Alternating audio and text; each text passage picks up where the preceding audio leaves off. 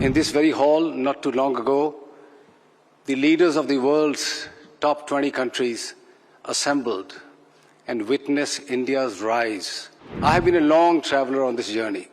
Since 1983, I've been a part of India's telecom story, but I can tell you that the real story began when Prime Minister Modi ji took charge in 2014. That spawned a number of startups in this country, turning many of them into unicorns and bringing in billions of dollars from the world.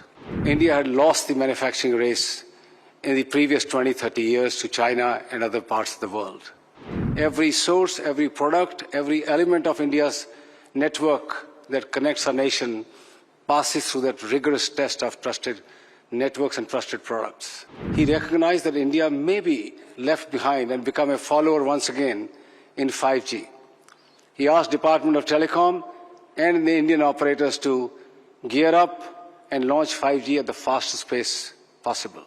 India has gone ahead and signed partnerships with France, with the UK, with Japan, and many other leading countries, including Taiwan, to come and set up shops here in semiconductor. The other big part of the third term is going to be opening up of space industry for the private sector. That, to my mind, is again one of the huge developments that India is seeing. In India today, creating a digital revolution that the world is seeing.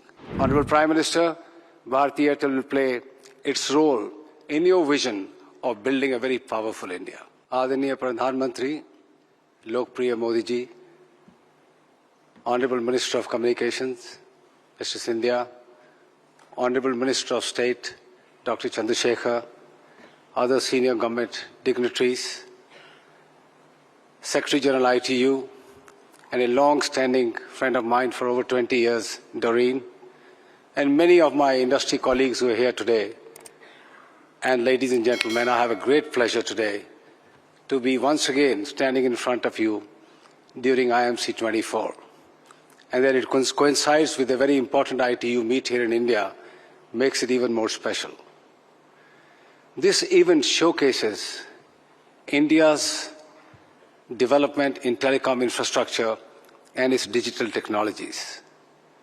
In this very hall, not too long ago, the leaders of the world's top 20 countries assembled and witnessed India's rise on the global standing in both political terms and economic terms.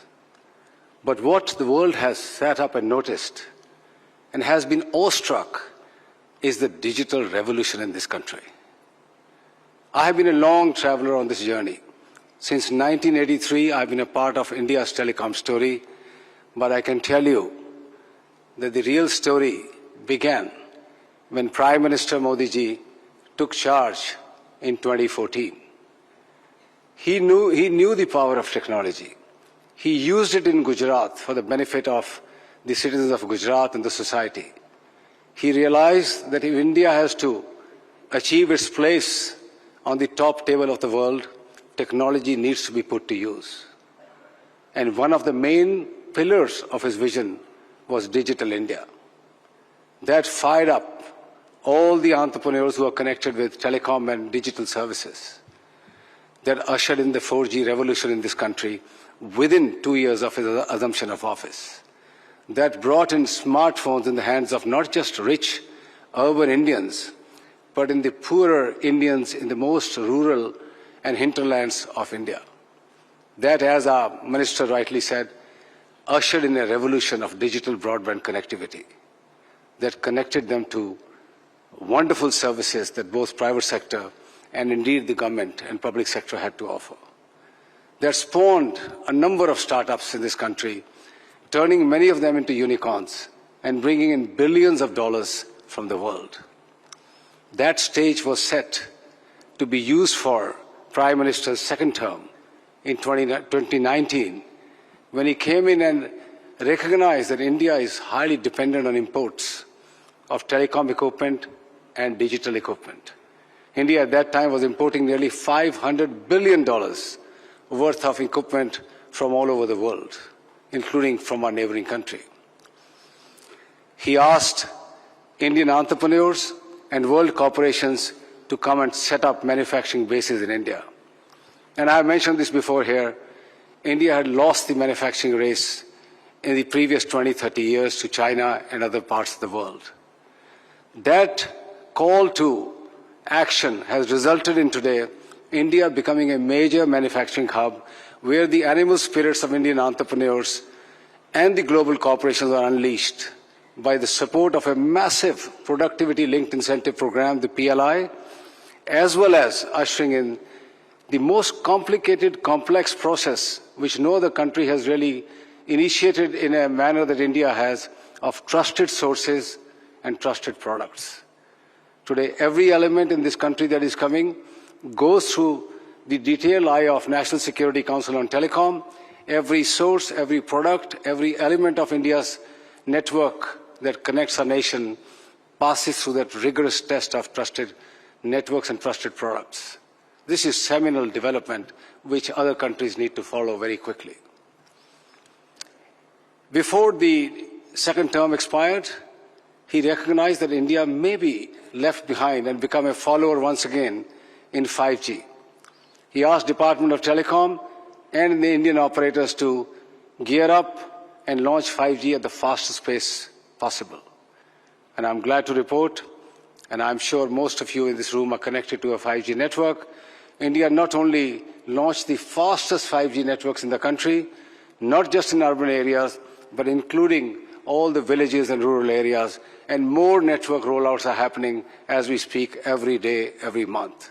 And within a matter of next 12 to 18 months, again, each and every part of the country will be connected through a very powerful 5G network. That was, to my mind, the seminal contribution of the second term of Honorable Prime Minister Modi. But as we know, he never rests on his laurels. You achieve something, he will give you a bigger task to do. India has now dialed up its ambitions to be a semiconductor destination as well. A number of initiatives by the government of India have been taken to now start the process of manufacturing semiconductors in this country. Alliances globally are being built. India and US have recently signed a critical technology partnership. India has gone ahead and signed partnerships with France, with UK, with Japan, and many other leading countries, including Taiwan, to come and set up shops here in semiconductor. The other big part of the third term is going to be opening up of space industry for the private sector. That, to my mind, is again one of the huge developments that India is seeing. Friends who are here from the world, from mobile industry, recognize that it's almost impossible for terrestrial services to cover every square inch of any country, or our oceans, or our skies. In the past, just like 2G, we had the VSATs, which were connecting on a very slow 2G type of dial-up speeds some of the critical areas. With the launch of LEO networks, the low Earth orbit networks, now we have the possibility of connecting 4G speeds and massive capacities in the hands of those who have been left behind. India has 95% of population covered, but they live in 75% of the places. There are 5% of people who are in those remote areas, in mountains, in forests, in deep remote rural areas, where USO is trying to catch up and provide the services. And I want to assure the Prime Minister that with the launch of SATCOM services in this country, anybody, anywhere in the country, however remote or in difficult conditions they may be, will be able to connect on a fast-speed network to the internet using voice, data, videos, whatever is required, as is done on a 4G, 5G network. Doreen is here. ITU assigns the spectrum and orbital slots globally, and that job will keep on happening. However, there is now a debate going on across the world, and that is where I would like to draw the attention of the Honorable Prime Minister, that intertemporal choices will have to be made as to how satellite, which is moving fast in technologies, need to coexist with terrestrial networks. My message is very simple. Telecom companies around the globe have done a seminal work in connecting the world. They will take the satellite services into the remotest parts of their nations through the USO program and directly through themselves. And those satellite companies who have ambitions to come into urban areas serving elite retail customers just need to take the telecom licenses like everybody else, be bound with the same conditions. They need to buy the spectrum as the telecom companies buy. They need to pay the license fee as the telecom companies do, and also secure their networks like telecom companies do. This is a simple solution which can be done on a global scale, and India can again show the way in this particular regard. Finally, Honorable Prime Minister, I'd like to assure you that Airtel has been at the forefront of India's telecom revolution. It has stood the test of time. It has seen the journey right from the 2G and dial-up modems to where we are in India today, creating a digital revolution that the world is seeing. And Bharti Airtel will be a very responsible company. While building these fanciful networks, it will be responsible towards its customers, it will be responsible towards its stakeholders, and I'm glad that Airtel took the initiative of launching India's first anti-spam network, blocking in billions of calls coming from scamsters, billions of messages coming from fraudsters to secure the lives of our customers. We are now working with the industry to ensure, and with the Department of Telecom, that our people, when they're using these networks and enjoying all those services, are safe and secure. Honorable Prime Minister, Bharti Airtel will play its role in your vision of building a very powerful India.